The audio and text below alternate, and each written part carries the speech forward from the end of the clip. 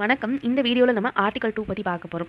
Article 2ல என்ன சொல்லியிருக்காங்கன்னா, admission or establishment of new states. New ஸ்டேட்ஸ அட்மிட் பண்றது, இல்ல எஸ்டாப்ளிஷ் பண்றத வந்து ஆர்டிகல் 2 படி பண்ணிக்கலாம் அப்படின்னு சொல்லியிருக்காங்க.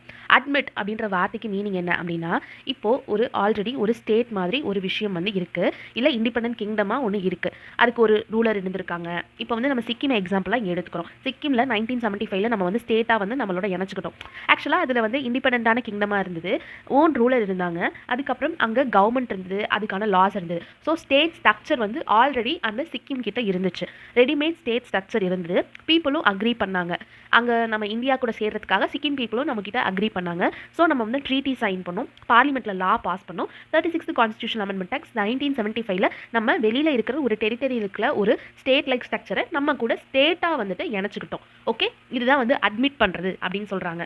அட்மிட் பண்ணுறதுனா ஒரு டெரிட்டரி ஆல்ரெடி எக்ஸிஸ்ட் ஆகிருக்கும். ஸ்டேட் ஸ்ட்ரக்சரில் அதில் வந்து கவர்மெண்ட் இருக்குது, லா இருக்குது, லெஜிஸ்லேச்சர், இந்த மாதிரி விஷயங்கள் ஆல்ரெடி இருந்திருக்கும். இல்லை கிங் இருந்திருப்பாங்க. இந்த மாதிரி இருக்கும்போது அந்த ஸ்டேட் ஸ்ட்ரக்சர் எக்ஸிஸ்ட் ஆகும். ஸோ அவங்க புதுசாக ஒரு ஸ்டேட்டை கிரியேட் பண்ணலை. இவங்க என்ன பண்ணியிருக்காங்கன்னா, இவங்க நம்ம கூட இதை வந்து சேர்த்துருக்காங்க, இந்தியா கூட இதை சேர்த்துருக்காங்க, அவ்வளோதான்.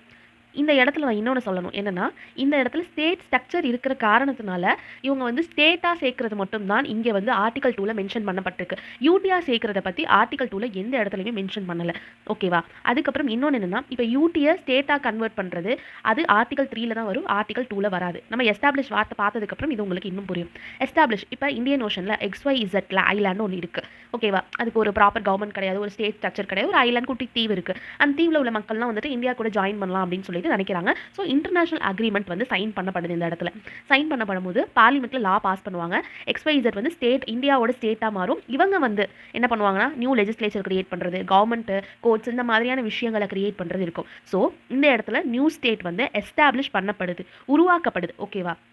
ஆனால் அது வந்து அவுட் சைட் டெரிட்டரியில், இந்தியாவோட டெரிட்டரியிலே இல்லை. அந்த மக்கள் ஆசைப்பட்டாங்க. அது எந்த நாட்டோட இதுவுமே கிடையாது. அந்த சின்ன ஐலாண்ட் வந்து ஆசைப்பட்டாங்க. ஓகேவா? ஸோ நம்ம ஒரு விஷயத்தை அட்மிட் பண்ணுறதும் எஸ்டாப்ளிஷ் பண்ணுறதும் ஸ்டேட்டை தான் நம்ம பண்ண முடியும். இப்போ அதை யூடியாக எடுத்துகிட்டு வரதுக்கு இங்கே வந்து பேசலை.